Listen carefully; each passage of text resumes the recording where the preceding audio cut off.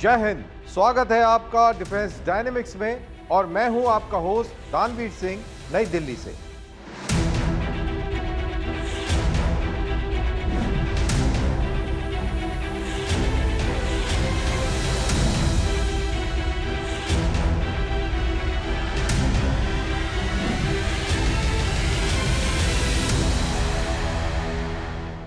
आज के इस एपिसोड में हम समझेंगे उन 3 ताकतों के बारे में जो समुद्र, आकाश और जमीन पर भारत के स्ट्रेटेजिक परिदृश्य को नया रूप दे रही हैं।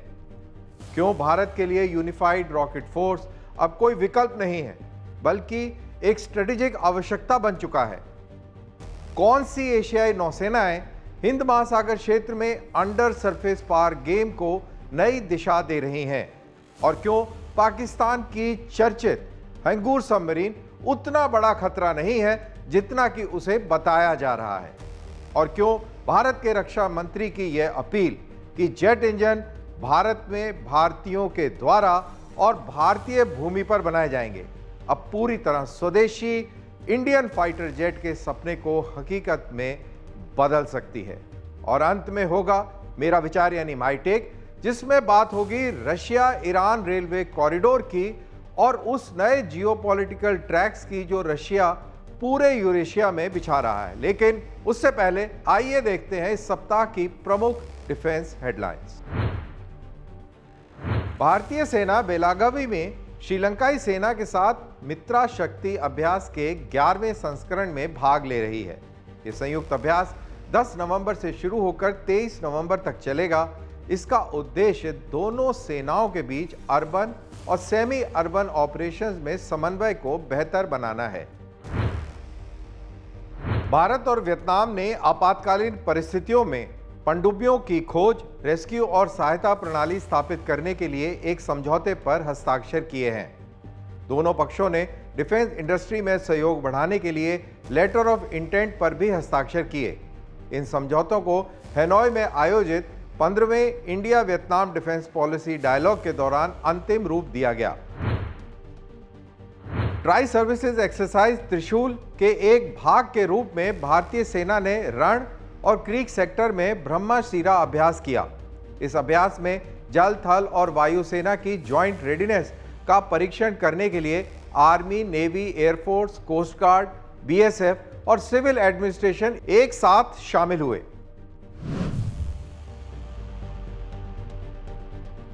इक्कीसवीं सदी का युद्ध क्षेत्र प्रिसीजन, रेंज और रेडीनेस पर आधारित है।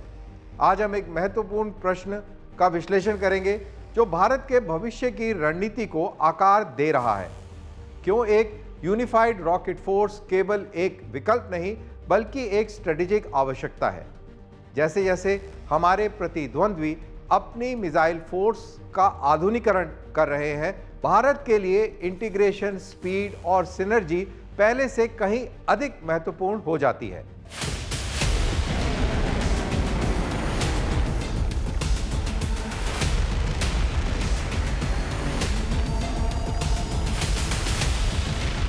एशिया में डेटरेंस यानी बाधक शक्ति का आधार रॉकेट्स और मिसाइल्स हैं।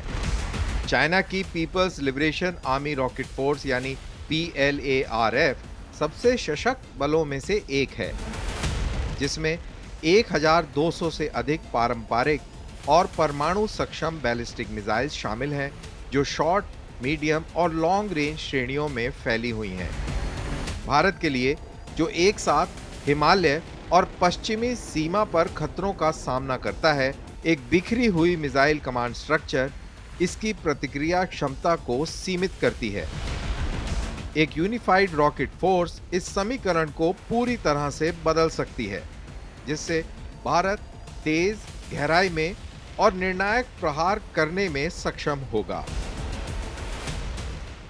भारत का मिसाइल आर्सेनल विश्व स्तरीय है, लेकिन यह अभी अलग अलग सेवाओं में बटा हुआ है, यानी आर्मी, नेवी और एयरफोर्स।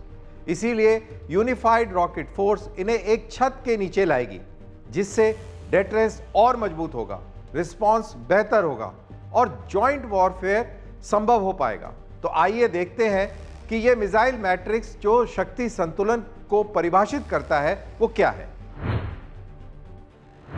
तो आइए भारत और चीन की मिसाइल्स का एक कंपैरिजन कर लेते हैं वीडियो वॉल पर ग्राफिक्स के माध्यम से। सबसे पहले बात करते हैं चीन की शॉर्ट रेंज मिसाइल्स की। चीन के पास शॉर्ट रेंज प्रणालियां कौन कौन सी हैं, इसकी जानकारी हम लेते हैं। पहले सबसे पहली मिसाइल है PHL-03। ये रॉकेट सिस्टम 130 किलोमीटर तक की दूरी तक मार्क कर सकता है। और दूसरा रॉकेट सिस्टम है PHL-191, जिसकी रेंज 300 से 500 किलोमीटर तक की बताई जा रही है। और ये याद रहे कि ये ओपन सोर्स से ली गई इंफॉर्मेशन है, कोई भी मुल्क अपनी असली रेंज सार्वजनिक नहीं करता। अब बात करते हैं भारत की शॉर्ट रेंज मिसाइल्स की कि भारत के पास में कौन से रॉकेट्स और मिसाइल्स इस कैटेगरी में आते हैं। तो सबसे पहले कैटेगरी आती है स्मर्च, जिसकी रेंज 70 से 90 किलोमीटर की बताई जाती है। और फिर आता है पिनाका, जिसकी रेंज 45 से 90 किलोमीटर तक की है और आगे आने वाले समय में वो 120 और 300 किलोमीटर तक की भी होगी। उसके बाद चीन की मिसाइल मध्यम दूरी की कौन सी ये प्रणालियां हैं, आइए इसको जानते हैं। सबसे पहली इस मध्यम दूरी की प्रणाली है DF-21, जिसकी रेंज 1500 से 1800 किलोमीटर तक की बताई गई है। और दूसरी है DF-26, जिसकी ये तस्वीर है और रेंज तकरीबन 4000 किलोमीटर की है। अब इसके बाद भारत की मध्यम दूरी की मिसाइल कौन सी हैं उनको देखते हैं। सबसे पहली मिसाइल इस कैटेगरी के अंदर आती है अग्नि-1। अग्नि-1 900 से 1200 किलोमीटर तक की रेंज की है और भारत की आर्मी के अंदर आर्टिलरी के अंदर ये सिस्टम मौजूद है। दूसरी प्रणाली है अग्नि-2, जिसकी रेंज 2000 से 3000 किलोमीटर तक की बताई जाती है।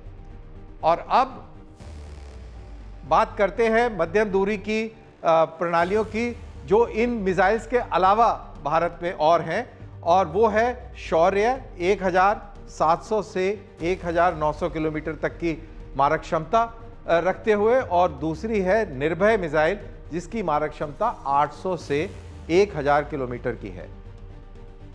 अब आते हैं चीन की लॉन्ग रेंज मिसाइल्स के ऊपर कि लंबी दूरी की कौन सी प्रणालियां चीन के आर्सेनल में मौजूद हैं। तो सबसे पहले है DF-31, जिसकी रेंज 7000 से 8000 किलोमीटर तक की है। और फिर आती है DF-41, जिसकी रेंज 12000 से 15000 किलोमीटर की है। यानी कि ये मिसाइल्स इंटरकॉन्टिनेंटल बैलिस्टिक मिसाइल्स हैं। तो भारत के पास इस श्रेणी में या इनका मुकाबला करने के लिए कौन सी मिसाइल सिस्टम्स हैं, आइए देखते हैं। सबसे पहली है अग्नि-4, जिसकी रेंज 4000 किलोमीटर की बताई गई है। और अग्नि-5, जिसकी रेंज 5000 किलोमीटर की बताई गई है। और साथ ही यहाँ पर यह उल्लेख करना ज़रूरी है कि भारत जल्द ही अग्नि-6 का परीक्षण भी करेगा। ऐसे संकेत भारत के रक्षा मंत्री ने अपने एक साक्षात्कार में हाल ही में दी। लेकिन अगला युद्ध केवल रेंज का नहीं बल्कि स्पीड का है। हाइपरसोनिक वेपन्स का युग शुरू हो चुका है और चीन और भारत दोनों इसे हासिल करने की दौड़ में हैं। चाइना ने DF-ZF हाइपरसोनिक ग्लाइड व्हीकल का परीक्षण किया है, जो माक 10 से अधिक गति से उड़ान भर सकता है और उड़ान के दौरान दिशा भी बदल सकता है, जिससे इसे रोकना लगभग असंभव है। वहीं भारत के DRDO द्वारा विकसित हाइपरसोनिक टेक्नोलॉजी डेमोन्स्ट्रेटर व्हीकल यानी HSTDV का सफल परीक्षण किया है। ये तकनीक भविष्य के सिस्टम जैसे ब्रह्मोस 2 को शक्ति देगी, जिसकी गति माक 7 तक होगी, जिससे भारत तेज, सटीक और गहराई तक प्रहार करने में सक्षम होगा। और चीन की DF-ZF हाइपरसोनिक ग्लाइड व्हीकल का जवाब भी। भारत के मौजूदा मिसाइल एसेट्स तीनों सेवाएं आर्मी, नेवी, एयरफोर्स और स्ट्रेटेजिक फोर्सेस कमांड में बटी हुई हैं। एक यूनिफाइड रॉकेट फोर्स इन्हें एकीकृत कमान के तहत लाएगी, जिससे टारगेटिंग बेहतर होगा और प्रिसीजन स्ट्राइक्स विभिन्न थिएटर्स में समन्वित रूप से किए जा सकेंगे। यह भारत के आगामी थिएटर कमांड से भी जुड़ी होगी, जिससे स्पेस बेस्ड इंटेलिजेंस से लेकर मिसाइल लॉन्च ऑथराइजेशन तक का संचालन तालमेल में हो सकेगा। चीन की रॉकेट फोर्स एक अलग सेवा शाखा है जो केंद्रीकृत कमान और तय किए हुए रणनीतिक सिद्धांतों के तहत काम करती है। भारत के लिए ऐसी ही एक संरचना स्थापित करना एक महत्वपूर्ण आवश्यकता है, जिससे फुल स्पेक्ट्रम डिटरेंस प्राप्त किया जा सकेगा। एक यूनिफाइड रॉकेट फोर्स 3 महत्वपूर्ण भूमिका निभाएगी। पहली, भारत की डिटरेंस पोस्चर को दोनों मोर्चों पर सशक्त करना। दूसरी, मिसाइल एसेट्स का वास्तविक समय में समन्वय सुनिश्चित करना। और तीसरा, उच्च तीव्रता वाले युद्धों में विश्वसनीय फर्स्ट रिस्पांस कैपेबिलिटी प्रदान करना। ये न केवल भारत की स्ट्राइक डेप्थ को बढ़ाएगी, बल्कि एक स्पष्ट संदेश भी देगी कि भारत भूमि, आकाश, समुद्र और अंतरिक्ष हर क्षेत्र में अपने हितों की रक्षा करने के लिए तैयार है। एक ऐसी दुनिया में जहां सेकंड्स रणनीति तय करते हैं और दूरी डोमिनेंस को परिभाषित करती है, भारत के लिए एक यूनिफाइड रॉकेट फोर्स अब सिर्फ एक विचार नहीं रहा, ये क्रेडिबल डिटरेंस, तकनीकी समानता और ऑपरेशनल यूनिटी हासिल करने की दिशा में एक महत्वपूर्ण कदम है। रॉकेट फोर्स भारत की ढाल और भाले दोनों होंगी, जो तैयारी के माध्यम से शांति सुनिश्चित करेगी।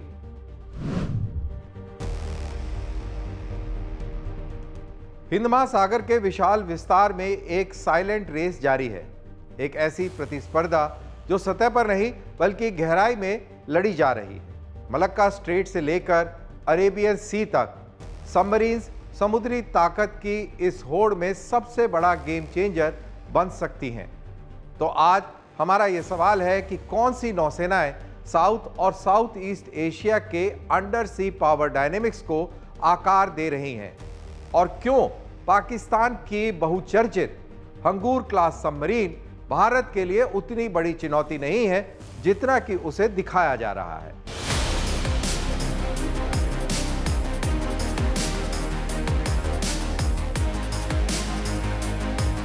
अंडर सी डोमेन अब रणनीतिक डिटरेंस की नई सीमा बन चुका है, जो गहराइयों को नियंत्रित करता है, वही ट्रेड रूट्स, चोक पॉइंट्स और सरप्राइज एलिमेंट को भी नियंत्रित करता है।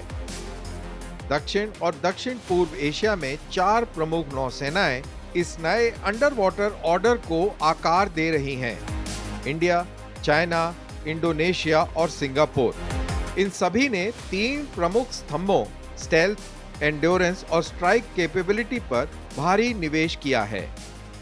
तो आइए शुरुआत करते हैं एशिया के सबसे बड़े अंडर सी प्लेयर चाइना से। इसका विस्तार अब केवल साउथ चाइना सी तक सीमित नहीं है, अब यह इंडियन ओशन में भी अपने सैन्य ठिकानों और साझेदारियों को बढ़ा रहा है। पीपल्स लिबरेशन आर्मी नेवी यानी PLAN के पास 70 से अधिक सबमरीन्स हैं, जिनमें 10 न्यूक्लियर पावर्ड और 6 बैलिस्टिक मिसाइल यानी SSBN प्लेटफॉर्म्स शामिल हैं। इसकी टाइप 094 और आगामी टाइप 096 SSBN चीन की समुद्र आधारित परमाणु डिटरेंस की रीढ़ हैं। चीन की पारंपरिक type 039A yuan class submarines जो एयर इंडिपेंडेंट प्रोपल्शन यानी AIP से लेस हैं, अब इसे सहयोगी देशों विशेषकर पाकिस्तान को निर्यात की जा रही हैं। भारत का जवाब इस चुनौती का हिस्सा उसकी ट्राइड स्ट्रेटेजिक नीति है, जिसका मतलब है कि भारत के पास भूमि, वायु और समुद्र तीनों माध्यमों से परमाणु हमला करने की क्षमता है। जहां भारत भूमि, वायु और समुद्र तीनों माध्यमों से न्यूक्लियर स्ट्राइक करने की क्षमता रखता है, और इस निवारक शक्ति के केंद्र में है अरिहंत क्लास SSBN, जो शांत, सुरक्षित और सदैव तैयार रहती है। भारतीय नौसेना के पास न्यूक्लियर और डीजल इलेक्ट्रिक सबमरीन्स का संतुलित मिश्रण है। INS अरिहंत और INS अरिघात भारत की समुद्र आधारित न्यूक्लियर डिटरेंस कोर बनाते हैं। वहीं कावेरी क्लास स्कॉर्पियन सबमरीन्स पारंपरिक अभियानों में काम आती हैं, जिन्हें एक्सोकैट मिसाइल्स और उन्नत सोनार सूट से लैस किया गया है। भारत 6 नई स्वदेशी न्यूक्लियर अटैक सबमरीन्स यानी SSNs और प्रोजेक्ट 75I के तहत AIP equipped diesel electric submarines पर भी कार्य कर रहा है, जिससे चीन के तकनीकी अंतर को पाटा जा सकेगा और साथ ही पाकिस्तान नेवी को भी। तो अब सवाल यह है कि पाकिस्तान की नई हंगूर क्लास सबमरीन्स इस समीकरण में कहां फिट बैठती हैं। सारी चर्चा के बावजूद ये भारतीय मैरीटाइम डोमिनेंस के लिए सीमित खतरा ही साबित होती हैं। पाकिस्तान नेवी चीन से 8 हंगूर क्लास सबमरीन्स प्राप्त कर रही है, जो टाइप 039B युआन क्लास पर आधारित हैं। 4 चीन में और 4 कराची शिपयार्ड में बनाई जाएंगी। इनमें AIP यानी एयर इंडिपेंडेंट प्रोपल्शन प्रणाली होगी और लगभग 7000 किलोमीटर की रेंज। लेकिन ये डीजल इलेक्ट्रिक बोट्स हैं जो तटीय रक्षा के लिए अनुकूल है, ना कि ब्लू वाटर ऑपरेशंस के लिए। इनकी एंड्योरेंस, सोनार स्टेल्थ और कम्युनिकेशन इंफ्रास्ट्रक्चर भारत के network anti submarine warfare grid से पीछे है, जिसमें PA type Poseidon aircraft, Kamorta class corvettes और सी बेड सेंसर्स शामिल हैं। इंडिया और चाइना के अलावा दक्षिण पूर्व एशिया की नौसेनाएं भी तेजी से आधुनिक हो रही हैं। इंडोनेशिया दक्षिण कोरिया की सहायता से निर्मित नगापासा क्लास सबमरीन्स संचालित करता है। सिंगापुर के पास जर्मन तकनीक से बनी इनविंसिबल क्लास सबमरीन्स हैं, जो अत्याधुनिक मानी जाती हैं। वियतनाम ने रूस से प्राप्त किलो क्लास सबमरीन्स को अपने बेड़े में शामिल किया है, जो चीन की घुसपैठ के विरुद्ध महत्वपूर्ण डेटरेंस प्रदान करती हैं। इन सभी देशों का उद्देश्य एक है कि कोई एकमात्र नौसेना पूरे क्षेत्र के अंडर सी डोमेन पर प्रभुत्व ना जमा सके। भारत की असली ताकत उसकी स्ट्रेटेजिक भूगोल में छुपी है, जो Indian Ocean, Bay of Bengal और अरेबियन सी में सभी मार्गों को नियंत्रित करता है। अंडमान और निकोबार, कारवार और विशाखापट्टनम में स्थित नेवल बेसिस से भारत हर प्रमुख समुद्री मार्ग की निगरानी कर सकता है। साथ ही क्वाड देशों जैसे अमेरिका, जापान और ऑस्ट्रेलिया के साथ भारत की साझेदारी अंडर सी डोमेन अवेयरनेस को और मजबूत बनाती है, क्योंकि इनके बीच सैटेलाइट और सोनार डेटा साझा किया जा सकता है। आने वाला समुद्री युद्ध किसी मिसाइल से नहीं बल्कि किसी सोनार पिंग से शुरू हो सकता है। भारत की बढ़त केवल प्लेटफॉर्म से नहीं बल्कि प्रिपेयर्डनेस, सर्वेलेंस और स्ट्रेटेजिक फोरसाइट से आती है।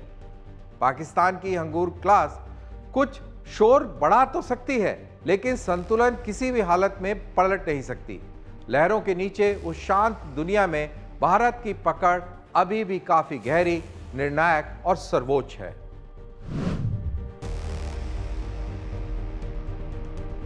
किसी भी फाइटर जेट की असली शक्ति उसके दिल यानी इंजन में होती है, और दशकों से भारत का यह दिल हमेशा विदेशों से आता रहा।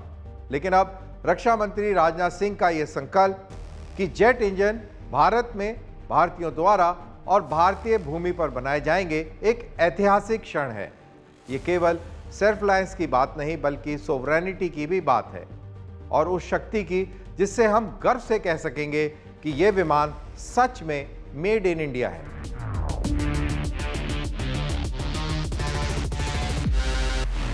दशकों से भारत के फाइटर जेट्स विदेशी इंजनों पर निर्भर रहे हैं। शुरुआती नेट्स में ब्रिटिश रोल्स रॉयस एवॉन और आज तेजस व आने वाले एमका में अमेरिकी GE F404 और F414 इंजन्स लगे होंगे। जहां HAL और ADA ने एयरक्राफ्ट डिजाइन में महारत हासिल कर ली, वहीं जेट इंजन डिजाइन और मैन्युफैक्चरिंग एक अधूरा क्षेत्र बना रहा। अब सरकार की पहल इंडिजिनस इंजन मैन्युफैक्चरिंग को बढ़ावा देकर इस तकनीकी अंतर को खत्म करने की दिशा में है। जेट इंजन्स केवल तकनीकी चमत्कार नहीं हैं, बल्कि वे राष्ट्रीय शक्ति का एक प्रतीक हैं। दुनिया में केवल कुछ देश जैसे अमेरिका, रूस, फ्रांस, यूनाइटेड किंगडम, चीन ही इस कला में पूर्णतः निपुण हैं। अब भारत की उस विशिष्ट समूह में शामिल होने की तैयारी हो चुकी है। एक आधुनिक fighter jet engine 1500 degree Celsius से अधिक तापमान पर काम करता है, जिसके ब्लेड प्रति सेकंड 10,000 आरपीएम से अधिक बार घूमते हैं। इसके लिए cutting edge metallurgy, precision engineering और एडवांस मटेरियल्स की आवश्यकता होती है, जो अत्यधिक ताप और तनाव सह सकते हैं। एक इंजन में 20,000 से अधिक हिस्से होते हैं, टरबाइन ब्लेड से लेकर कंबस्टन चेंबर्स तक, जो सभी पूर्ण सटीकता से काम करने चाहिए। स्वदेशी विकास का अर्थ है turbo machinery, AI based controls और थर्मल मैनेजमेंट में निपुणता हासिल करना। भारत और जीई एरोस्पेस के बीच F414 इंजन के को प्रोडक्शन पर उन्नत स्तर की बातचीत चल रही है, जो तेजस मार्क 2 और एमका मार्क 1 को शक्ति देगा। लेकिन सरकार का लक्ष्य इससे आगे है कि भारतीय वैज्ञानिक, इंजीनियर्स और उद्योग इस तकनीक को आत्मसात करें और अगली पीढ़ी का टर्बो इंजन पूरी तरह भारत में विकसित करें। इससे भारत को मिलेगा Indian design, Indian material science, Indian testing infrastructure और अंततः इंडियन इंटेलेक्चुअल प्रॉपर्टी। ये केवल एयरक्राफ्ट इंजन्स की बात नहीं, बल्कि एक पूरे इकोसिस्टम को निर्माण करने की बात है, क्योंकि जब भारत जेट इंजन्स बनाने में सक्षम होगा तो वह UAV propulsion systems, ship gas turbines और स्पेस इंजन्स भी डिजाइन कर सकेगा। भारत की यह उपलब्धि हर क्षेत्र में नेशनल पावर मल्टीप्लायर सिद्ध होगी। भारत में जेट इंजन्स बनाना आत्मनिर्भर भारत के रक्षा दृष्टिकोण के अनुरूप है। यह विदेशी आपूर्तिकर्ताओं पर निर्भरता घटाता है, युद्ध के समय स्पेयर सिक्योरिटी सुनिश्चित करता है और निर्यात के लिए औद्योगिक आधार तैयार करता है। ये भारत को एक ग्लोबल एरोस्पेस हब बनने की दिशा में आगे बढ़ाता है, जहां जॉइंट वेंचर्स, स्टार्टअप्स और प्राइवेट मैन्युफैक्चरर्स रक्षा आपूर्ति श्रृंखला का हिस्सा बन रहे हैं। तेजस से एमका तक की यात्रा भारत की एरोस्पेस मैच्योरिटी की कहानी है। तेजस ने साबित किया कि भारत 4.5 जनरेशन फाइटर बना सकता है। अब एमका ये साबित करेगा कि Bharat 5th generation stealth jet अपने रडार, सोनार और अब अपने इंजन के साथ बना सकता है। जब ये लक्ष्य प्राप्त होगा, भारत उन गिने चुने देशों में होगा जिनके पास पूरी तरह स्वदेशी फाइटर जेट अपनी स्वयं की इनोवेशन से संचालित होगा। एविएशन में आत्मनिर्भरता केवल एयरफ्रेम से नहीं आती, ये इंजन से आती है।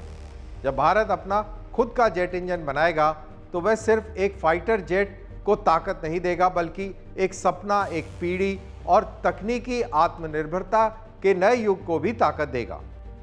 अपना इंजन होना यानी अपना आसमान होना।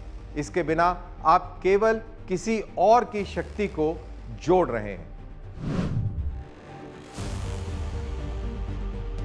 और इस एपिसोड के आखिरी सेगमेंट में यानी माईटेक में आज बात करते हैं एक ऐसी परियोजना की जो केवल ट्रांसपोर्ट या ट्रेड नहीं, बल्कि जियोपॉलिटिक्स ऑन रेल की कहानी है। रशिया ईरान रेलवे कॉरिडोर, जो तकरीबन 1600 किलोमीटर लंबा है, ये मार्ग कैस्पियन सी को पर्शियन गल्फ से जोड़ता है और ये अब यूरेशिया की सबसे प्रभावशाली परियोजनाओं में से एक बनता जा रहा है।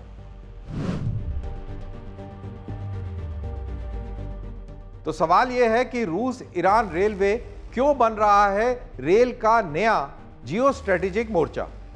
ये railway international north south transport corridor यानी INSTC का हिस्सा है, जो रूस और इंडिया तक कैस्पियन सी, ईरान और अरेबियन सी के रास्ते जोड़ेगा। ये एक छोटा, सस्ता और सुरक्षित मार्ग प्रदान करेगा जो मॉस्को को बिना सुइज कैनाल या यूरोप से गुजरते हुए मुंबई से जोड़ता है। रशिया के लिए यह इंडियन ओशन तक पहुंचने का एक नया रास्ता है।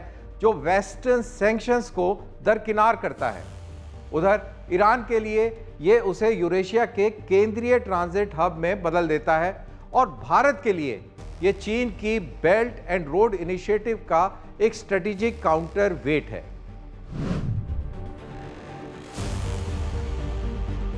तो फिर आगे सवाल बनता है कि जियोपॉलिटिकल महत्वाकांक्षाओं का लाभ उठाने की बात क्यों की जा रही है। दरअसल रूस ईरान रेलवे 3 शक्तियों को जोड़ती है। रूस जो वैश्विक बाजारों के नए मार्ग खोज रहा है और ईरान जो अपनी जियो इकोनॉमिक सेंट्रलिटी को मजबूत कर रहा है, वहीं भारत जो छाबहार पोर्ट और आईएनटीसी के माध्यम से अपनी मैरीटाइम इन्फ्लुएंस को और मजबूत कर रहा है। ये चाइना की रीजनल लॉजिस्टिक डोमिनेंस को चुनौती देती है और भारत को सेंट्रल एशिया, कॉकेशस और यूरोप तक जमीनी पहुंच देती है, और वो भी बिना पाकिस्तान से गुजरे। मूल रूप से यह रेलवे केवल माल नहीं ले जा रही, ये वेस्टर्न कंट्रोल को दरकिनार कर रही है, ट्रेड मैप्स को नया आकार दे रही है और पावर कॉरिडोर्स को पुनः परिभाषित कर रही है। तो अगर संक्षेप में बात कहें तो इसका मतलब है कि तेजी से बदलते वैश्विक समीकरणों की इस दुनिया में रशिया ईरान रेलवे शायद नई जियोपॉलिटिकल फ्रंटियर ऑन रेल साबित होगी, जो केवल महाद्वीपीय नहीं बल्कि एम्बिशंस को भी जोड़ रही है। इसी के साथ हम डिफेंस डायनेमिक्स के इस एपिसोड के अंत में आ गए हैं। आपको ये एपिसोड कैसा लगा? अपनी राय सोशल मीडिया पर #DD with दानवीर के साथ जरूर साझा करें। अगले हफ्ते फिर मिलेंगे, तब तक के लिए गुड बाय और जय हिंद।